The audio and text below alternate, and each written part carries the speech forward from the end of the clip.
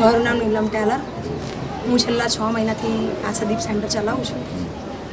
મારે પહેલેથી જ એવી ઈચ્છા છે કે કંઈક કરું.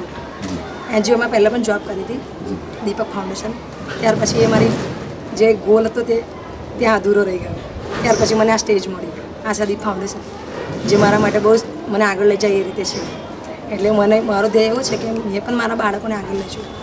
જે બાળકો અત્યાર સુધી આ સ્ટેજ, આ જગ્યા કઈ રીતે શું છે શું નહીં, બેઝિક કઈ જગ્યાએ તેમને પૂરતું નોલેજ મળશે એ ખબર નથી.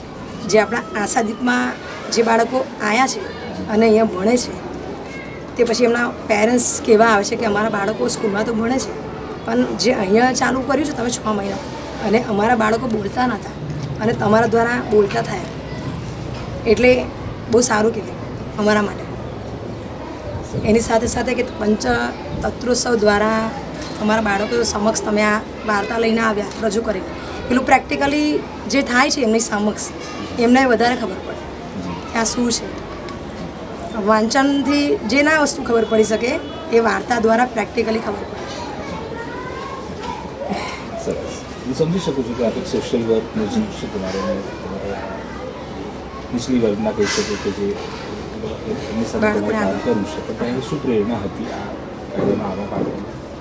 મારી પ્રેરણા એ જ હતી કે મારે આગળ લઈ જવાના છે બાળકોને, સાથે સાથે કે હું પણ પોતે કંઈ કરી શકું બાળકો માટે, કે જે બાળકો અત્યાર સુધી આગળ નથી આવી શક્યા તો કઈ જગ્યાએ અટકે છે, કયા કારણથી અટકે છે, કઈ વસ્તુની જરૂર છે.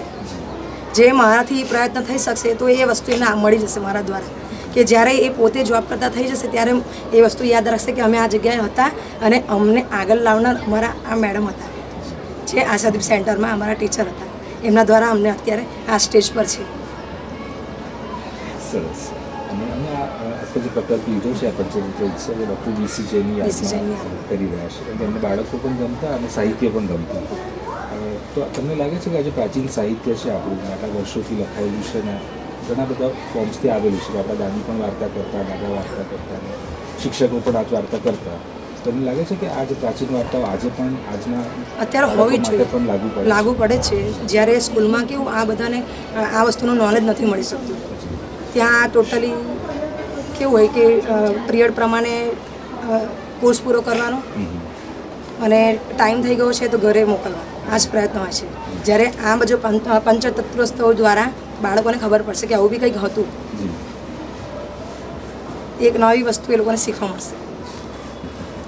સરસ. અને અમને એવું લાગે છે કે ઘણું આપણે સરળ ભાષામાં વાર્તા કરી તો આપણા ત્યાં નાના બાળકોથી લઈને થોડા મોટા બાળકોનું પણ છે કે બધાને સમજણ પડે, પણ આજે એમાં થોડાક એવા શબ્દો પણ વાપર્યા કે જે આમ અઘરા પણ છે, જે એ ફર્સ્ટ ટાઈમ આ બાળકોએ સાંભળ્યા છે. આ બાળકો ફર્સ્ટ ટાઈમ ઊભા થયા છે બોલવા માટે, જે બાળકો લખી બી નહોતા શકતા. એ કહું કે તમારું નામ શું છે, એ પોતે નામ પણ નથી લખી શકતા. એ બાળકો જાતે અત્યારે નામ લખે છે, ઊભા થવાની કોશિશ પણ કરે છે.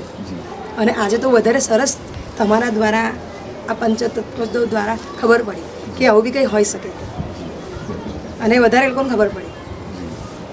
એના શિક્ષિકા તરીકે તમને લાગે છે કે આપણે થોડા અઘરા શબ્દો પણ આપવા જોઈએ, જ્ઞાન વધે અને આગળ જતાં એ લોકોને તકલીફ ના પડે. Okay, thank you so much. Thank you sir.